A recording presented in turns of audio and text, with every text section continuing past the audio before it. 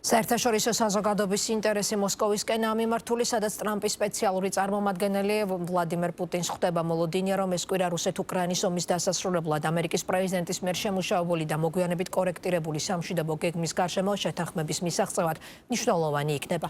მთავარი სადავო თემებია პუნქტები, რომლებიც ტერიტორიების საკითხს ნატოში გაწევრიანების აკრძალვას და უკრაინის უსაფრთხოების გარანტიებს ეხება. ევროპელი ლიდერების ნაწილი ვარაუდობს, რომ უკრაინას მძიმე დათმობებზე წასვლა და გარკვეული ვალდებულებების აღება მოუწევს. მოლაპარაკებების გადამწყვეტ ფაზას ართულებს რუსულ ტანკერებზე თავდასხმების შესახებ ცნობები. უკრაინა შავ ზღვაში რუსეთის დრონის ქვეშ მცურავ გემზე თავდასხმას უარყოფს. მოსკოვი კი კიევს რადიკალური ზომების მიღებაზე აფრთხილებს. გამაფრთხილებელ გზავნილს ავრცელებს თურქეთის პირველი პირიც. შავ ზღვაში რუსული პროდუქციით დატვირთულ ტანკერს ბოლო ერთ კვირაში მეოთხედ დაესხნენ თავს. თურქეთის ტრანსპორტისა და ინფრასტრუქტურის სამინისტროს ცნობით, ინციდენტი თურქეთის სანაპიროდან დაახლოებით 120 კილომეტრში მოხდა. ბორტზე იმყოფებოდა ეკიპაჟის 13 წევრი. მათ დახმარება არ უთხოვიათ. რუსეთში ამტკიცებენ, რომ გებს უპილოტო საფრენი აპარატით დაესხნენ თავს. რუსეთის პრეზიდენტმა მომხდარს მეკობრეობაც კი უწოდა და უკრაინას საპასუხო ზომებით დაემუქრა. რა საპასუხო ზომები შეიძლება გავატაროთ? უპირველეს ყოვლისა, ჩვენ გავაფართოვებთ ჩვენი საპასუხო დარტყმების ნომენკლატურას საპორტო ნაგებობებსა და იმ გემებზე, რომლებიც შედიან უკრაინულ პორტებში. მეორე, თუ ასე გაგრძელდა, ჩვენ განვიხილავთ შესაძლებლობას, არ ვამბობ, რომ ამას გავაკეთებთ. მაგრამ განვიხილავთ საპასუხო ზომების შესაძლებლობას იმ ქვეყნების გემების წინააღმდეგ, რომლებიც ეხმარებიან უკრაინას ამ მეკობრული ქმედებების განხორციელებაში. ყველაზე რადიკალური მეთოდი კი არის უკრაინის ზღვისგან მოკვეთა. მედიაში გავრცელებული ცნობით ხომალდი, რომელსაც დრონებით დაესხნენ თავს, რუსეთიდან საქართველოსკენ მიცურავდა და მზესუმზირის ზეთი გადაჰქონდა. თუმცა საქართველოს საზღვაო ტრანსპორტის სააგენტოში ამ ინფორმაციას უარყოფენ და ამბობენ, რომ რუსული გემი არ არის ნომინირებული საქართველოს ნავსადგურებში. რუსულ გემზე თავდასხმას უარყოფენ კიევშიც და გავრცელებულ ცნობებს რუსული პროპაგანდის მიერ დადგმულს უწოდებენ.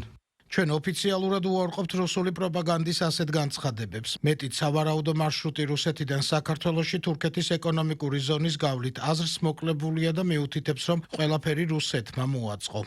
ერთი დღით ადრე კიდევ ერთ ტანკერზე, რომელსაც რუსული ნავთობი გადაჰქონდა, 4 აფეთქება დაფიქსირდა. ეს შემთხვევა სენეგალის დედაქალაქის სიახლოვეს მოხდა. შედეგად ტანკერის კორპუსი დაზიანდა და სამანქანე განყოფილებაში წყალი შევიდა. თუმცა ხომალდმა სტაბილურობა შეინარჩუნა და ეკიპაჟს საფრთხე არ დაემუქრა. 28 ნოემბერს კი თავდასხმა განხორციელდა ბოსფორის სრუტის სიახლოვეს. გამბიის დროშის ქვეშ მცურავ ორ ხომალდზე. ორივე ეს გემი რუსეთის ეგრეთ წოდებული ჩრდილოვანი ფლოტის შემადგენლობაში შედის და მათ წინააღმდეგ დასავლეთ სანქციები აქვს დაწესებული. უკრაინის დაზვერვაში თქვეს, რომ ამ ხომალდების წინააღმდეგ გამოყენებული იყო უპილოტო საზღვაო დრონები. მომხდარის გამო შეშფოთება გამოთქვა თურქეთის პრეზიდენტმა. მან მომხდარს სახიფათო ესკალაცია უწოდა.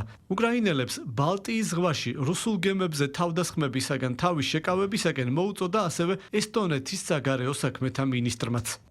როგორც ჩანს, რუსეთსა და უკრაინას შორის ომმა იმ ეტაპს მიაღწია, სადაც ის აშკარად საფრთხეს უქმნის შავ ზღვაში ნავიგაციის უსაფრთხოებას. ჩვენს ექსკლუზიურ ეკონომიკურ ზონაში კომერციული გემების მიზანში ამოღება საგანგებო ესკალაციის ნიშანია. ჩვენ არ შეგვიძლია შევეგუოთ ამ თავდასხმებს, რომლებიც საფრთხეს უქმნის ნავიგაციის, სიცოცხლისა და გარემოს უსაფრთხოებას. განსაკუთრებით ჩვენს ექსკლუზიურ ზონაში. ჩვენ ასეთ სიტუაციებთან დაკავშირებით ყველა მხარეს აუცილებელ გაფრთხილებებს ვაძლევთ.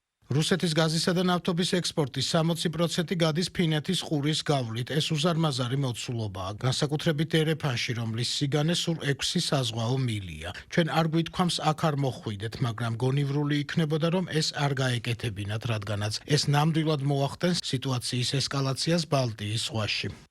რუსეთის მიერ უკრაინის წინააღმდეგ წამოწყებული სრულმასშტაბიანი ომის 4 წლის თავზე ვითარება კვლავ რთულია დონბასშიც. ყველაზე ინტენსიური საბრძოლო მოქმედებები მიმდინარეობს ქალაქ პოკროვსკთან. რუსეთის შეიარაღებულ ძალებში ამტკიცებენ, რომ რუსმა ჯარისკაცებმა ეს ქალაქი სრულად დაიკავეს. 1 დეკემბერს შესაბამისი პატაკი რუსეთის გენშტაბის უფროსისგან, ვალერი გერასიმოვისაგან ვლადიმერ პუტინმა პირადად მოისმინა. მიუხედავად ამისა, უკრაინის შეიარაღებულ ძალებში ამ ინფორმაციას უარყოფენ და აცხადებენ, რომ უკრაინელი ჯარისკაცები კონტრზომებს მიმართავენ, რათა პოკროვსკს უკრაინის არმია აკონტროლებდეს.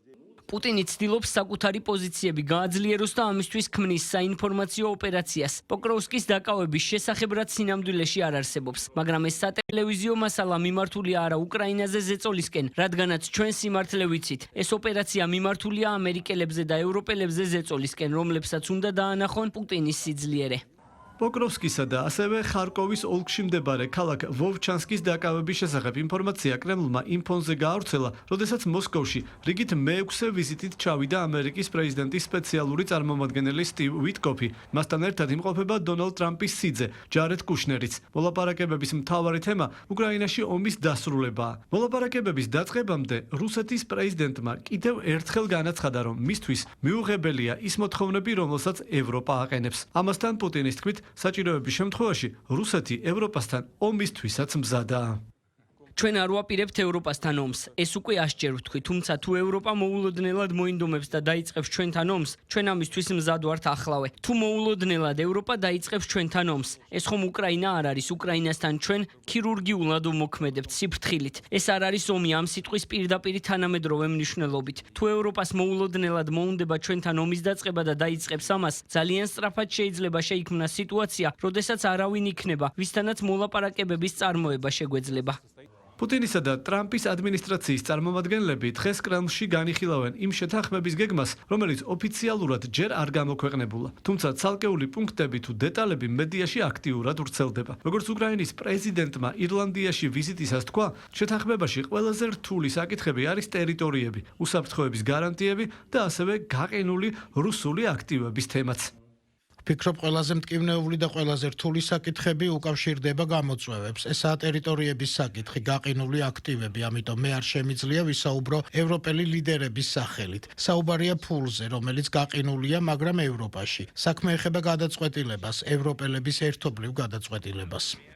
ევროპაში არ გამორიცხავენ, რომ უკრაინაში ომის დასრულების შესახებ შეთანხმების ფარგლებში კიევს შესაძლოა მოუწიოს მტკივნეულ დათმობებზე წასვლა. გერმანიის საგარეო საქმეთა მინისტრ იოჰან ვადეპულის თქმით, შესაძლოა ეს პროცესი დასრულდეს რეფერენდუმით, რომელზეც თავად უკრაინელები გადაწყვეტენ, დათანხმდებიან თუ არა ცეცხლის შეწყვეტის პირობებს. ომის დასრულების გეგმაზე კომენტარი დღესვე გააკეთა ნატოს გენერალურმა მდივანმაც. მარკ რუტემ იმედი გამოთქვა, რომ ომი სამართლიანი და გრძელვადიანი მშვიდობით დასრულდება. უკრაინის უსაფრთხოების გარანტიებზე საუბრისას კი რუტემ ხაზგასმით აღნიშნა, რომ უკრაინის ნატოში გაწევრიანების საკითხზე კონსენსუსი არ არსებობს. უკრაინამ ნატოში გაწევრიანების მკაფიო განაცხადი გააკეთა. თუმცა ჩვენ ასევე ვიცით, როგორც უკვე ვთქვი და ეს არის პრაქტიკული განცხადება და ფაქტის კონსტანტაცია, რომ ალიანსის შიგნით უკრაინის გაწევრიანებაზე ერთსულოვნება არ არის. სწორედ ამიტომაა, როდესაც საუბარია მომავალ სამშვიდობო შეთანხმებაზე, ჩვენ განვიხილავთ თუ არა ნატოში გაწევრიანებით. მაშინ როგორ შეიძლება უზრუნველყოთ უკრაინის დაცულობა, როგორც თავად უკრაინელების მიერ ისე სხვების დახმარებით, ისე რომ რუსებმა კიდევ არ სცადონ. ნატოში უკრაინის ომის დასრულების საკითხზე მსჯელობა სავარაუდოდ უკვე ხვალაც გაგრძელდება, როდესაც ბრიუსელში ჩრდილოატლანტიკური ალიანსის საგარეო საქმეთა მინისტრები შეიკრიბებიან. ამასთან ერთად ამერიკულ მედიაში ვრცელდება ცნობები, რომ მოსკოვში მოლაპარაკებების შემდეგ დონალდ ტრამპის სპეციალური წარმომადგენელი ვიტკოფი და ამერიკის პრეზიდენტის სიძე ჯარედ კუშნერი უკვე ევროპაში გაემგზავრებიან, სადაც ზელენსკის შეხვდებიან და პუტინთან საუბრის დეტალებს გააცნობენ.